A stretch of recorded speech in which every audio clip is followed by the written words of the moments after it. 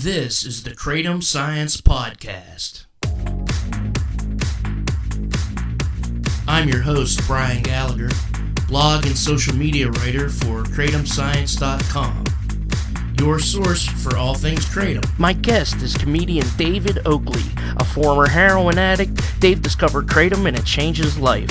He was at the 2016 protest in D.C. that kept Kratom legal, co-owner of Comedy Uprising. You can catch him at the Four Corners Comedy Festival in Durango, Colorado, September 10th through 12th. So you're in Atlanta? Yeah, man, I'm down here in Atlanta, man. No, I moved back from Colorado. Oh, okay, so you were there for a while? Yeah, about 4 years.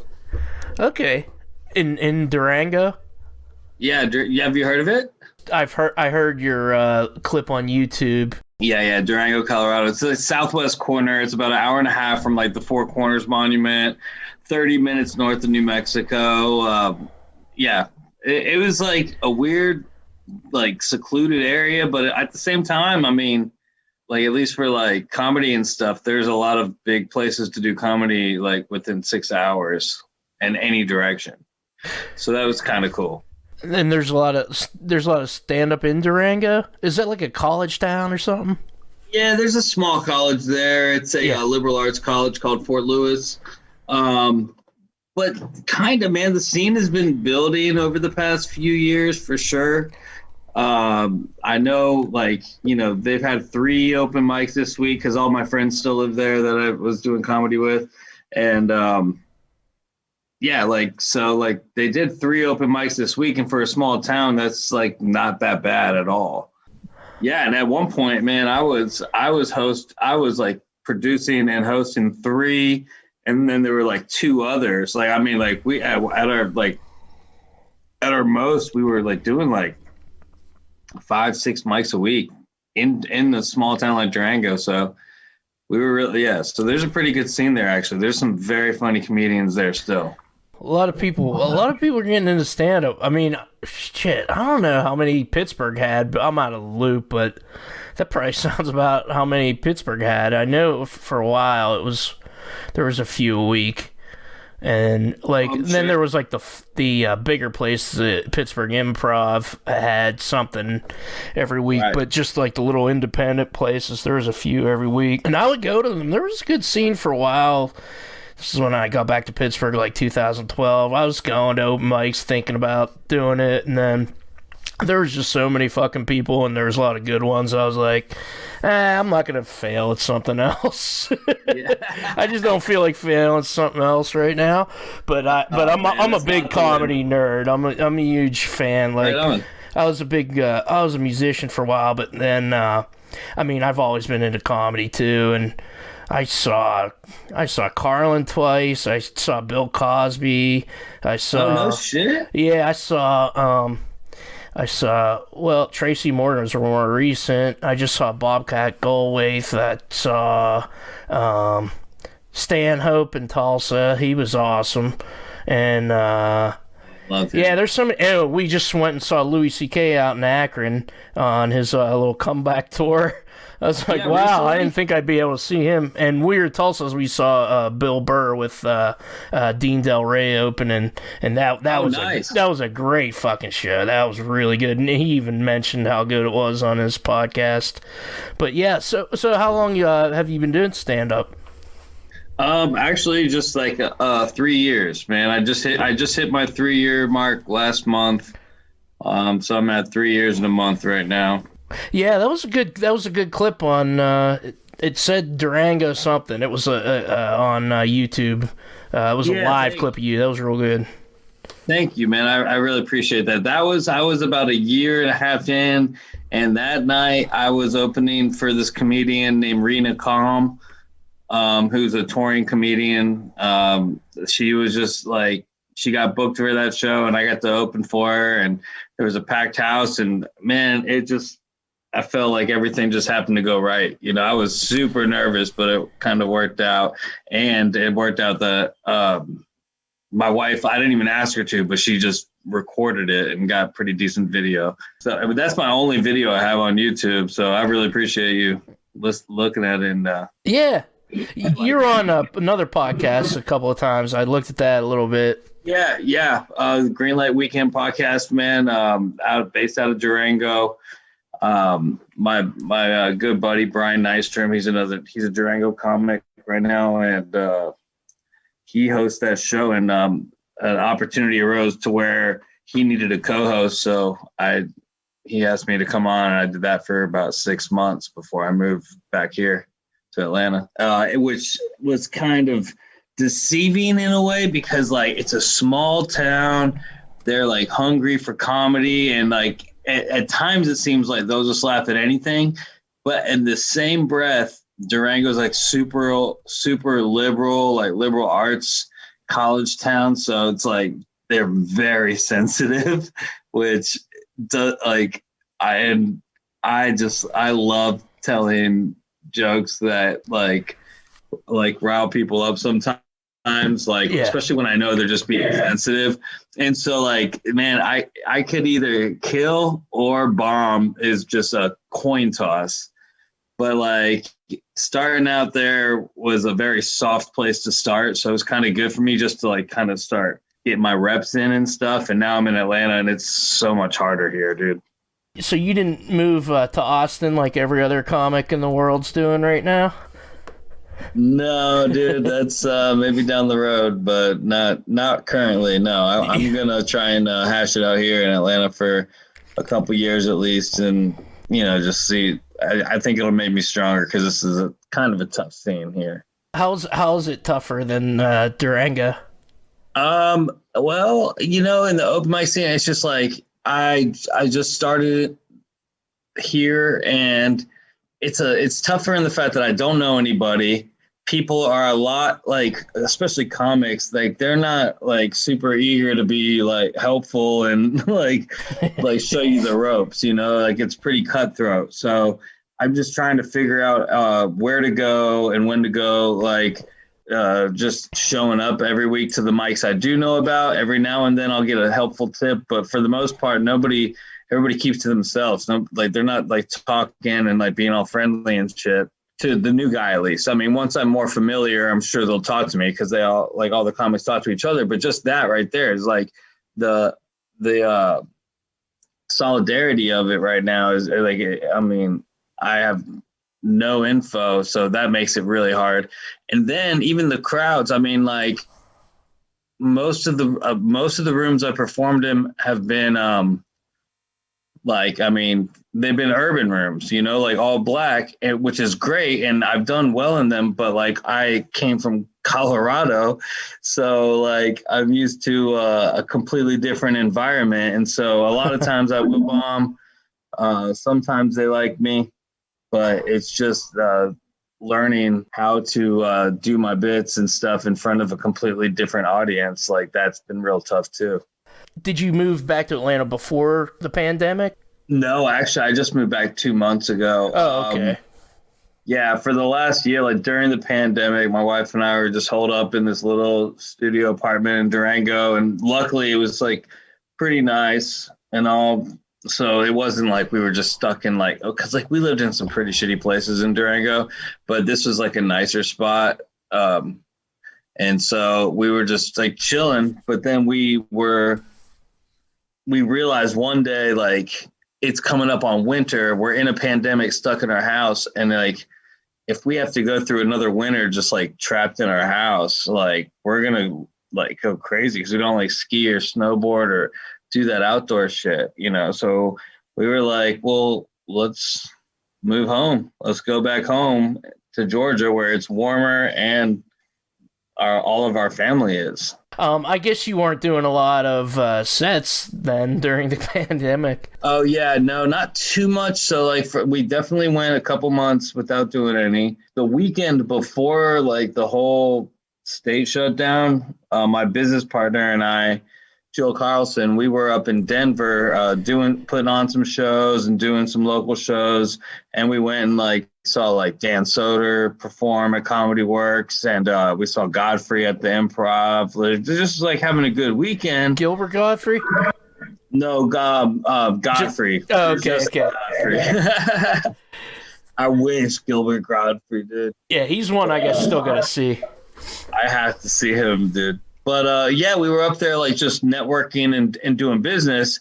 And we drive home, and by the time we get home, it's like everything is shutting down, like restaurants, everything is done for good. And we were show producers, so we couldn't do our job and make our money anymore. And that just like put everything to a halt.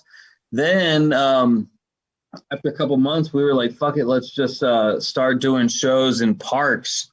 You know, like technically you need a permit, but we said we're just going to do it. And if the cops come and tell us to stop, they tell us to stop. Yeah.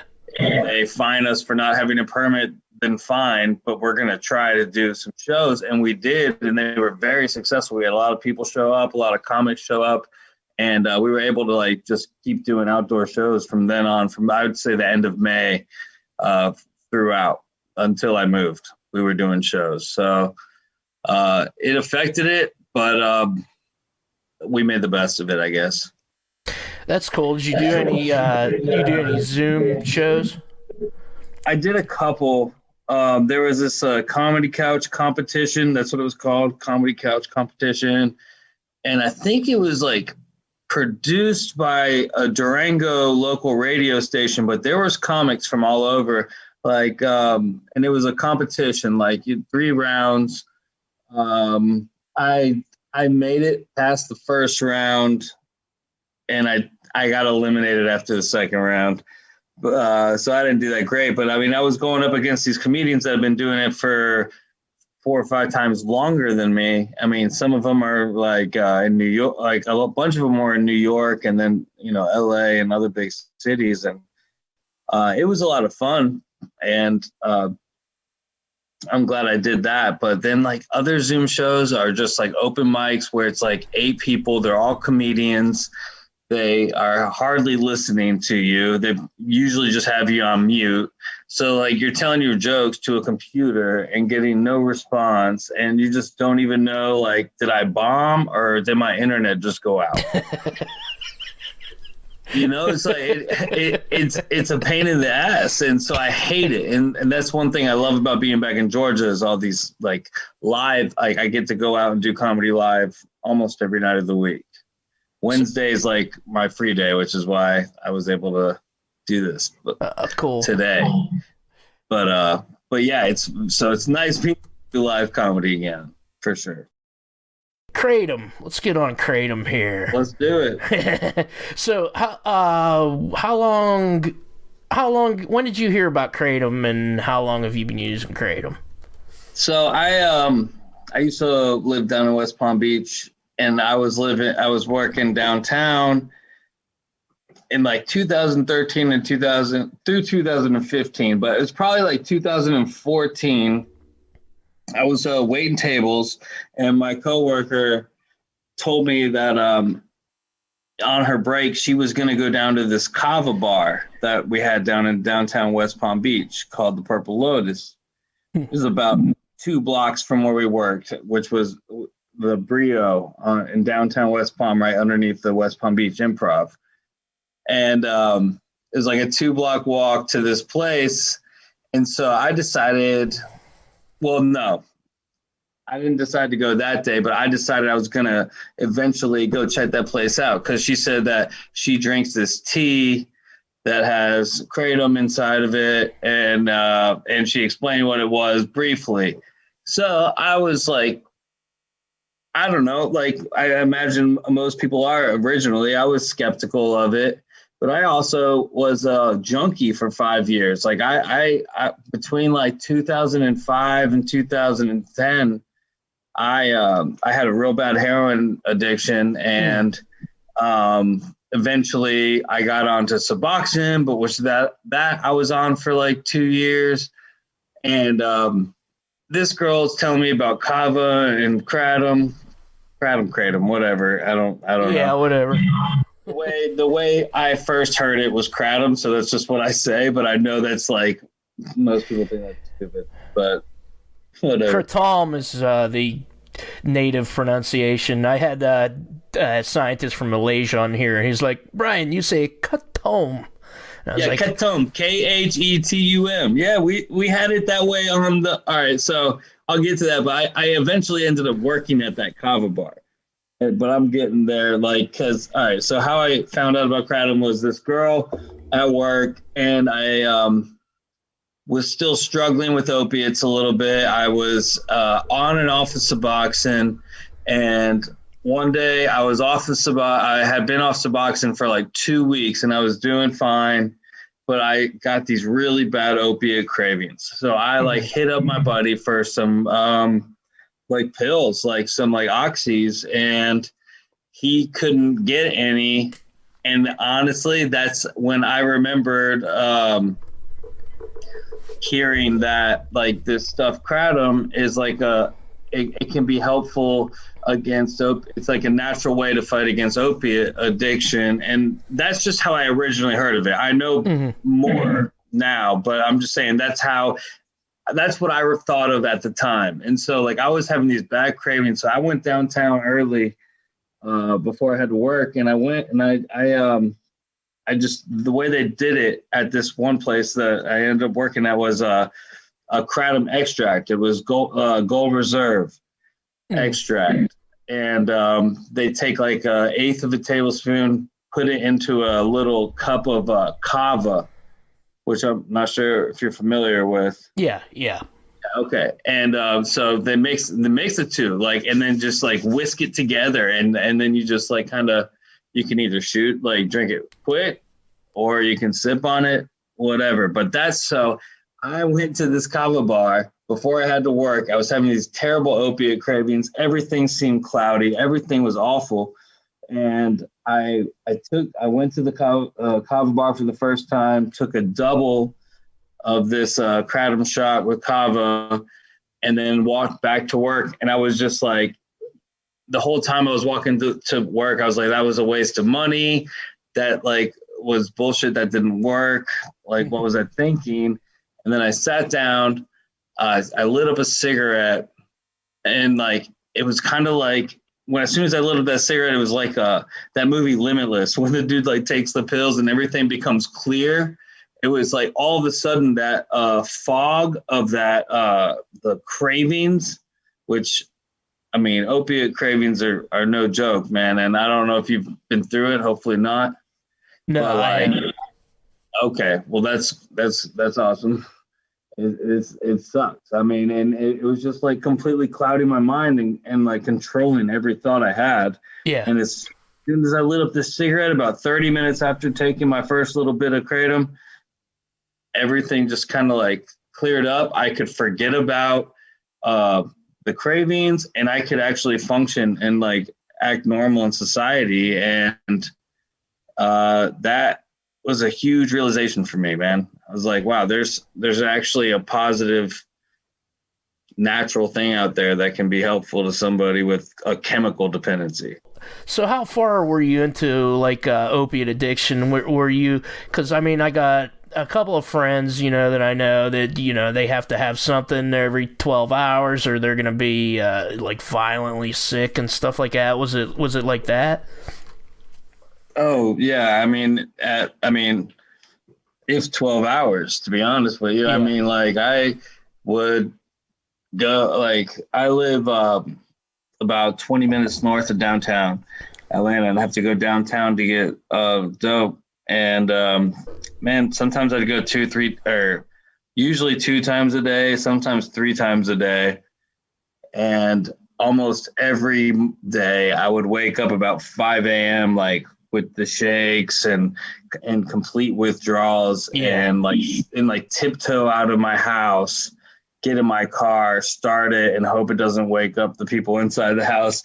And then I would drive downtown and get more. So you were already on Suboxone when you discovered Kratom? So I had been on Suboxone, but I had quit like 2-3 weeks before, and I had heard about Kratom while I was still on Suboxone. But I guess because I was taking Suboxone, I didn't even feel the need to investigate Kratom yet. Yeah, this is like 2014, early 2015, and so like. It was mid 2014. And so I'd still been on it, and I'd heard about it. But that's why when I got off of it, and like 2 weeks later, I started having these like terrible cravings. That's what made me remember what I had heard about, the different properties that Kratom holds. And that's when I went and gave it a shot, and it changed my life for sure. You still take Kratom daily? Yeah, I do. I drink, I usually just buy Super Green Malaysian. That's my go-to. And I make tea. I just make tea and I drink, a little bit of that a day. How much do you use in a tea? So for a gallon of tea, I usually do about 30 grams, but and that'll last me like maybe like 4 days. Yeah, that's pretty good. So just and I don't. It depends on like I guess everything, but like I usually drink. I mean, all right. Oh yeah, you don't have video or whatever, but I was gonna show you. But like I drink like a water bottle like this tall, like probably like I would say like a liter. 32 ounces. Yeah. I drink maybe that in a day, just spread throughout. And if I'm working like a busy shift on the weekend or something, I'll drink a little bit more. I just have it with me. But just because it keeps your attitude good, especially when I'm working and I'm like getting pissed off at my coworkers and shit because I work in restaurants and when it gets busy, sometimes people start acting stupid. So I can get pissed off real easily at them, or I can just like drink some tea and kind of relax and try and be more understanding with them. So it mellows you out. 100% it does. Yeah. That's cool. It just helps my overall mood sometimes. I mean, like if I'm salty, I drink some tea, man. And it really helps with that. That's helps cool. Me just see things just like, I feel the same way about weed. I don't know if we could talk about that. Oh yeah. Yeah, because I stopped doing all the hard drugs and stuff, but I still smoke weed, man, and it's the same thing. It can really be helpful too. Yeah, definitely. And both of those seem to be self-regulating. Like what you're taking is probably about like 6 grams a day or something like that. Do you think? Yeah, that's a good estimate. Yeah. Yeah. That's probably, you're probably in the safe zone there with if it's contaminated with toxic metals. Because I just had a Dr. Projelik. He was on here and he did a study of kratom and toxic metals, and like a lot of the brands that he had toxic metals in them, and he was like, if you're over 10 grams a day, I get worried that it's not like you'll get lead poisoning from one-time use or anything, but he's worried about like the buildup, and that's why he was talking about he wants it to be standardized and have a Consumer Protection Act, so the companies you buy it from have to test. So it would have to be FDA approved, though, right? For that to happen? They have the laws in states, and they want them to do good manufacturing practice. Eventually, everything's going to have to be GMP stamp of approval. A lot of them test anyway, and if you're getting it from a source that it's high quality shit, they're probably taking care. But we don't know. That's the thing, I guess that's true, yeah. I feel like I get it from a good source, but you're right. Like, there's still that chance that it could be fucked with. Absolutely. Yeah, and you make it into a tea? I do. Yeah, that's my favorite way. That toss and wash shit, man. I am not in favor. I did. That, you mentioned Gold Reserve. I do that extract probably like once a week, and that's the only thing I toss and wash because it's like less than an eighth of a teaspoon or something. Yeah, I need to actually order some more of that because I haven't had it in a while, and it's just kind of like not because I usually just do leaf like I said, Super Green Melee, but like it's kind of nice every now and then just to like order and just splurge a little bit on some Gold Reserve because it's just the best extract I think there is.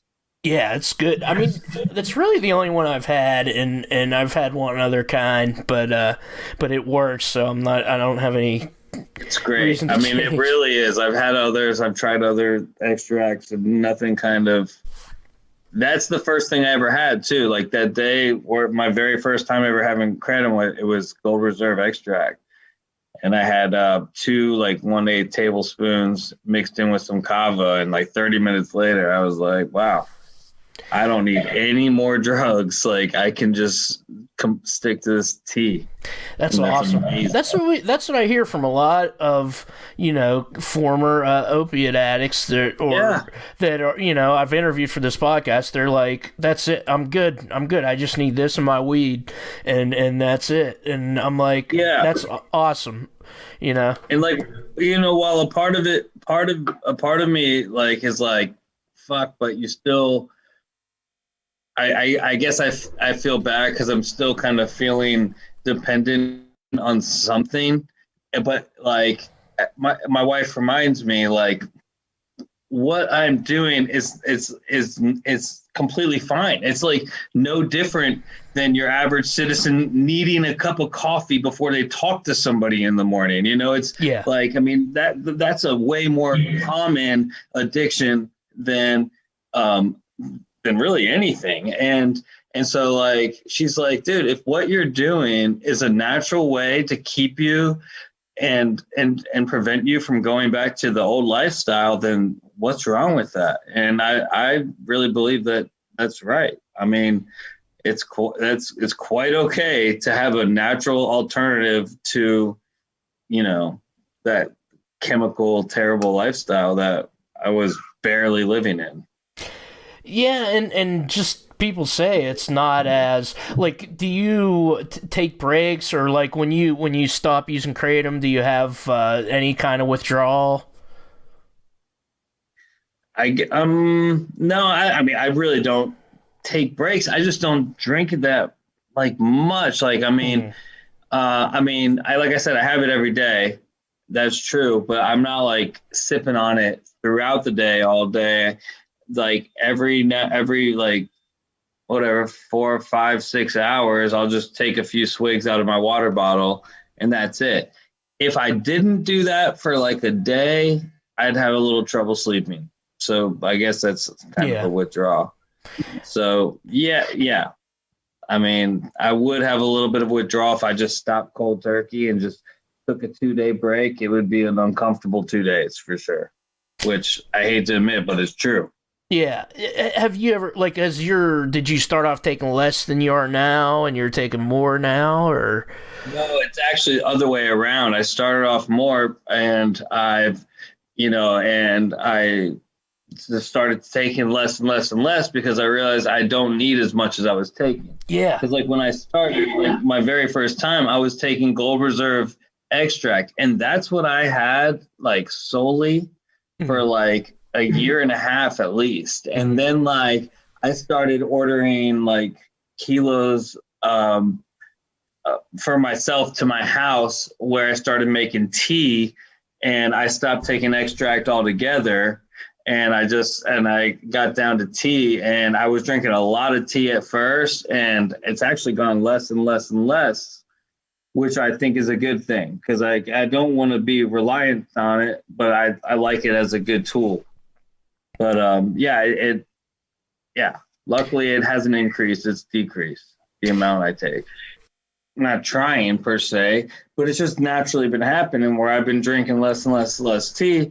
And if I can get down to where I'm just drinking a couple times a week, that's cool. But also I'm not going to fucking kick myself in the ass if I drink kratom tea every day. Like that is a milestone away from when I was shooting up dope 3 times or more than that a day, and like waking up sick every single morning. Like, I mean, I'm like light years away from there, and it's because of this beautiful plant. So if I drink it every day, I'm not going to get mad at myself, but of course I would like to like dwindle it down to where, I mean, I would like to not have to need any vices, Yeah. But if this is going to be my vice, that's a blessing to me. Yeah. Like, it's a natural plant.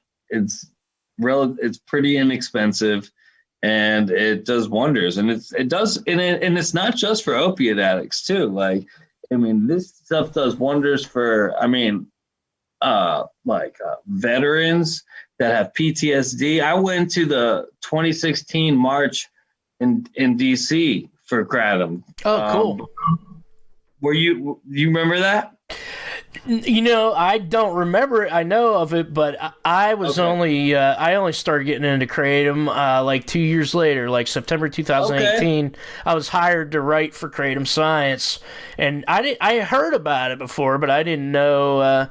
So I'm like a newbie kind of compared to a lot of other people. Well, that's okay, dude. That's cool, and I think what you're doing is great because you're spreading news about the plant, and it's just a beautiful thing. And that march in Washington was awesome because we did something that's never been done before, and we changed the DEA's mind because they were planning to schedule Kratom as a Schedule 1 narcotic. Yeah. We showed up and marched and within that week they rescinded their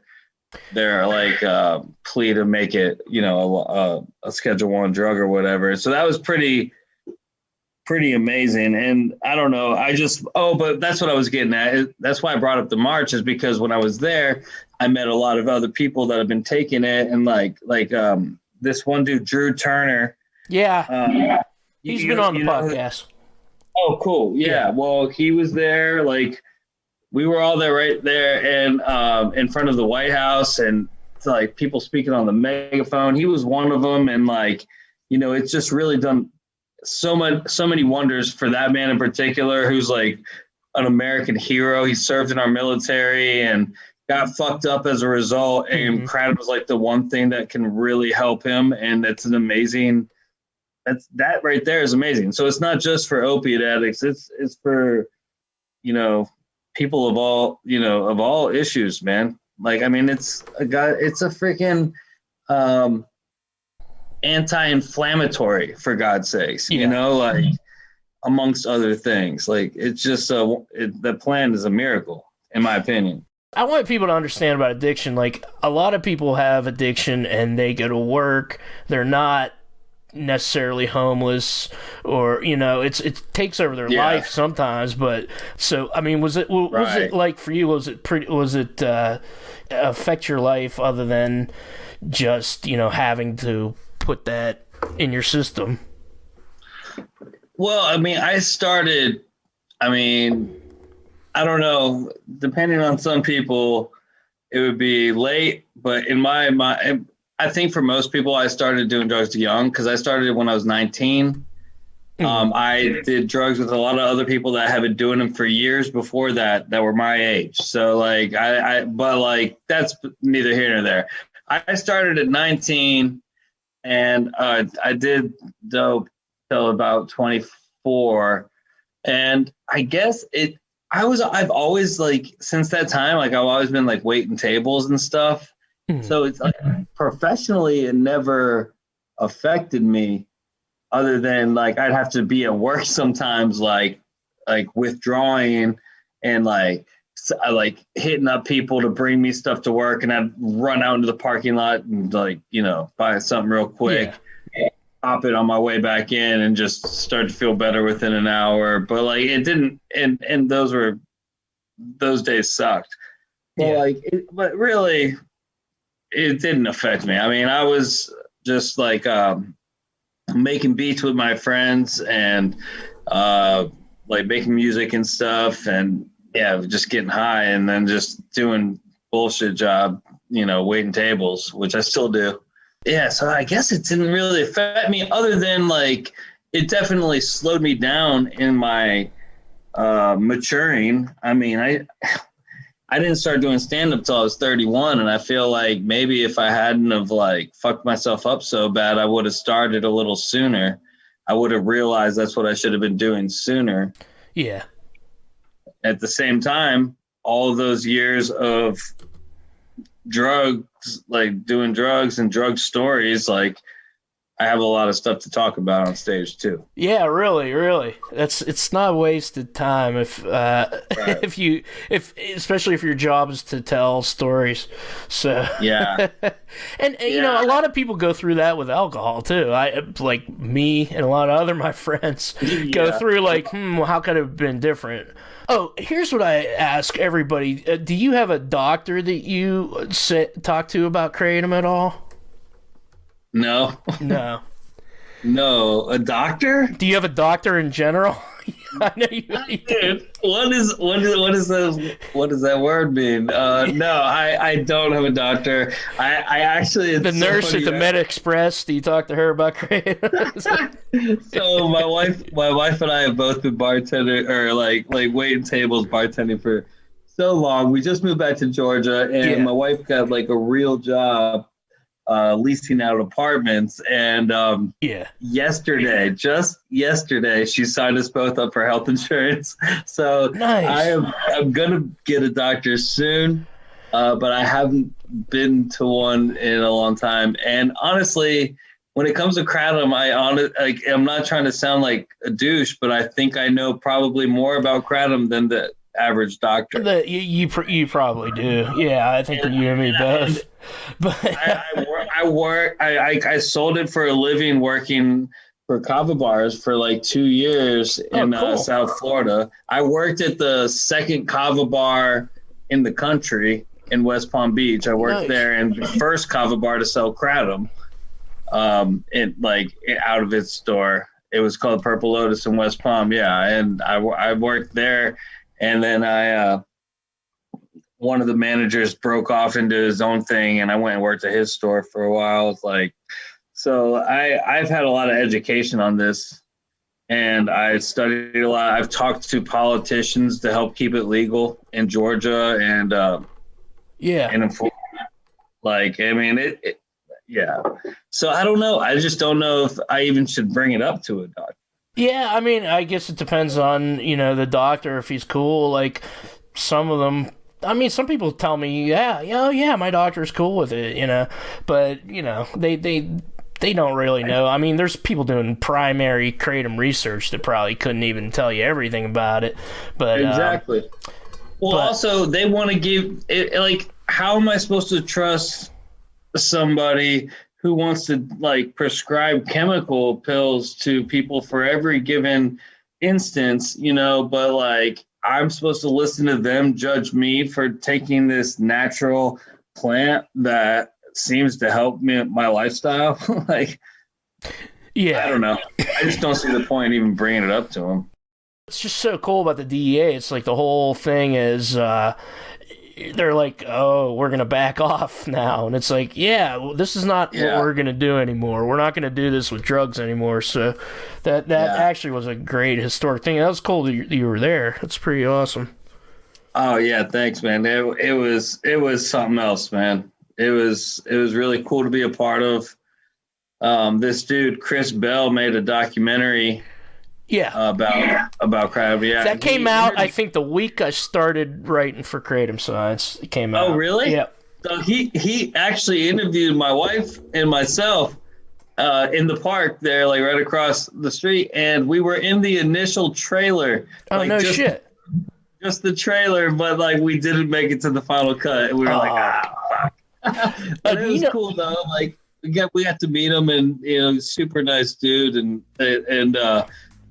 it was just like really cool what he was doing, and it really is cool what he has done for kratom. Like I feel like I saw Chris Bell on Joe Rogan, and then he just dropped off, dude. Like I don't know where he's been since then.